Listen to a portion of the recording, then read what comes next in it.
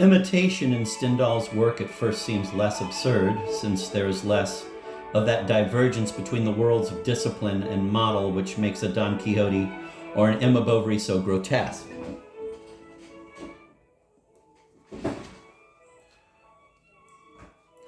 And yet the imitation is no less strict and literal in internal mediation than in external mediation.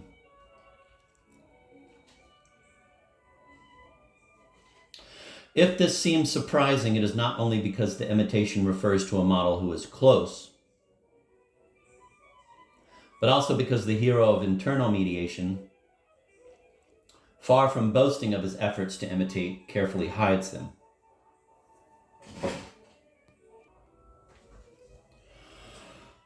I'm going to reread that. Imitation in Stendhal's work at first seems less absurd, since there is less of that divergence between the worlds of disciple and model which makes a Don Quixote or an Emma Bovary so grotesque.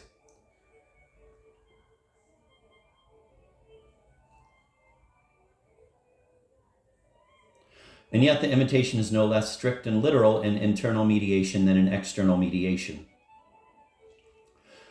If this seems surprising, it is not only because the imitation refers to a model who is close, but also because the hero of internal mediation, far from boasting of his efforts to imitate, carefully hides them.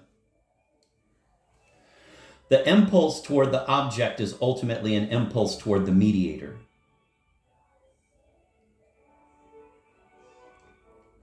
In internal mediation, this impulse is checked by the mediator himself, since he desires or perhaps possesses the object.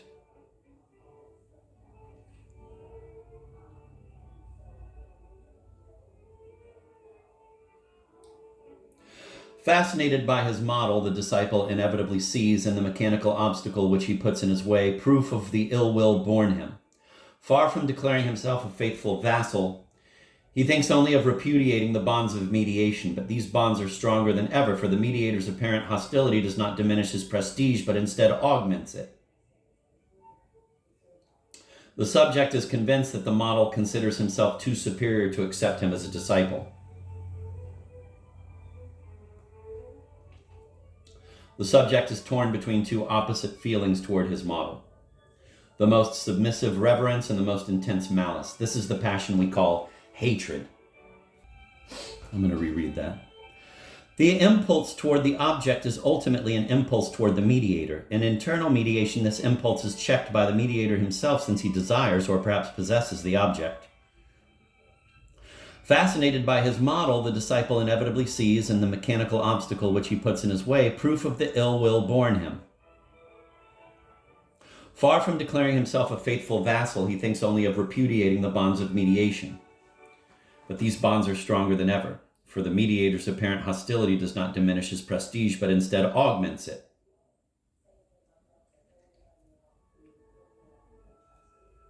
The subject is convinced that the model considers himself too superior to accept him as a disciple. The subject is torn between two opposite feelings toward his model.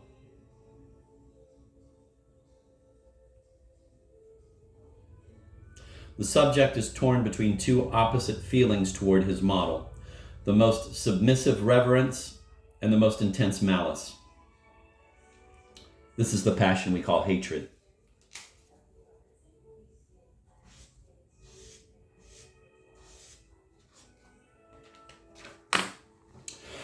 Only someone who prevents us from satisfying a desire which he himself has inspired in us is truly an object of hatred.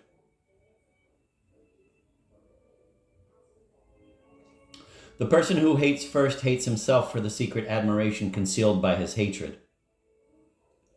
The person who hates first hates himself for the secret admiration concealed by his hatred.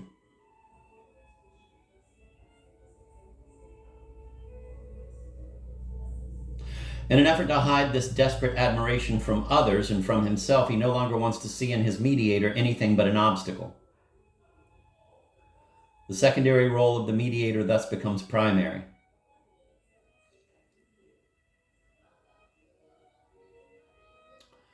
Concealing his original function of a model scrupulously imitated.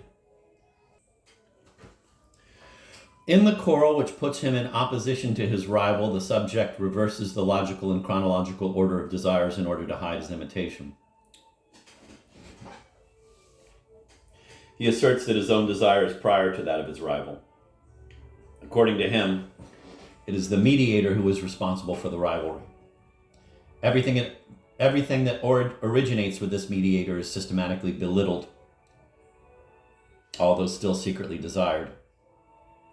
Now the mediator is a shrewd and diabolical enemy. He tries to rob the subject of his most prized possessions. He obstinately thwarts his most legitimate ambitions. All the phenomena explored by Max Scheler in Resentiment, the author quotes from the French translation, Le Homme du Ressentiment. There is an English translation by William H. Holdheim, Resentiment, New York, Free Press, 1960. The word resentment is used by Scheler in the original German text as the most accurate term for the feeling described. All the phenomena explored by Max Scheler in Resentiment are, in our opinion, the result of internal mediation. Furthermore, the word resentment itself underscores the quality of reaction, of repercussion, which characterizes the experience of the subject in this type of mediation. The impassioned admiration and desire to emulate stumble over the unfair obstacle with which the model seems to block the way of his disciple. And then these passions recoil on the disciple in the form of impotent hatred, thus causing the sort of psychological self-poisoning so well described by Scheler. As he indicates, resentment can impose its point of view even on those whom it does not dominate. It is resentment which prevents us, and sometimes prevents Scheler himself, from recognizing the part played by imitation in the birth of desire.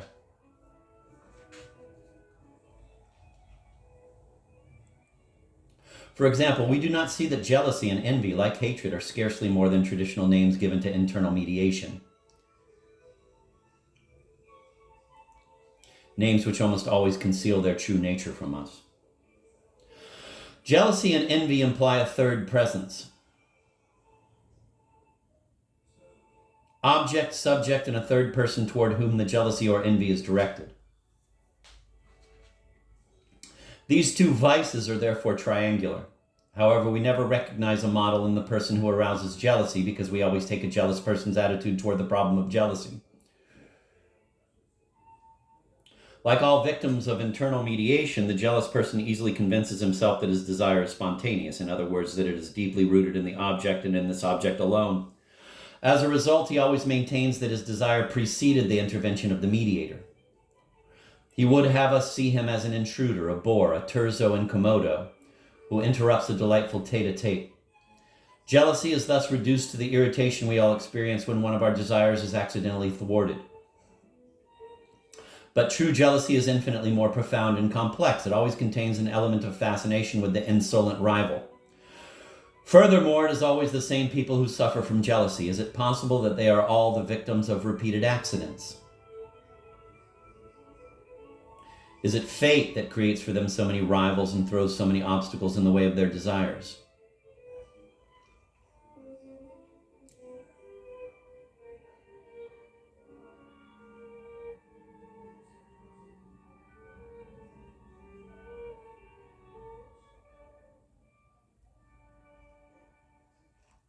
We do not believe it ourselves, since we say that these chronic victims of jealousy or of envy have a jealous temperament or an envious nature.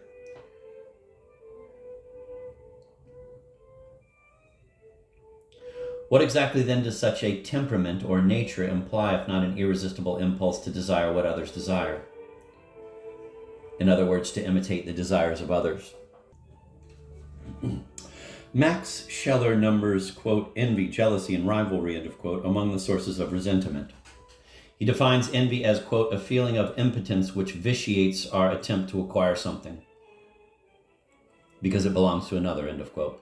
He observes, on the other hand, that there would be no envy in the strong sense of the word if the envious person's imagination did not transform into concerted opposition the passive obstacle which the possessor puts in his way by the mere fact of possession.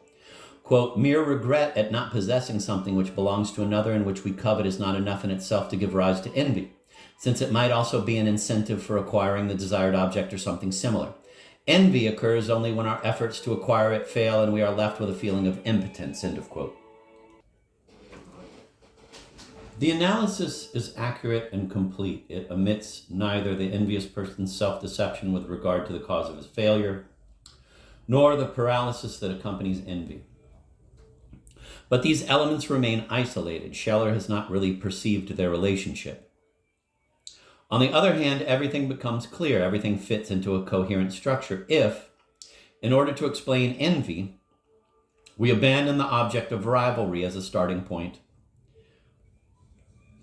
and choose instead the rival himself, i.e. the mediator, as both a point of departure for our analysis and its conclusion. Possession is a merely passive obstacle. It is frustrating and seems a deliberate expression of contempt only because the rival is secretly revered. The demigod seems to answer homage with a curse. He seems to render evil for good.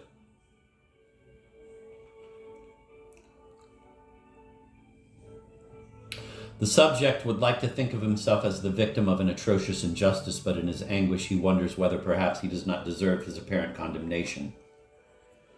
Rivalry, therefore, only aggravates mediation.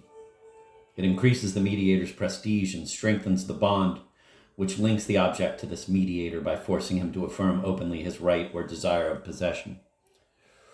Thus, the subject is less capable than ever of giving up the inaccessible object.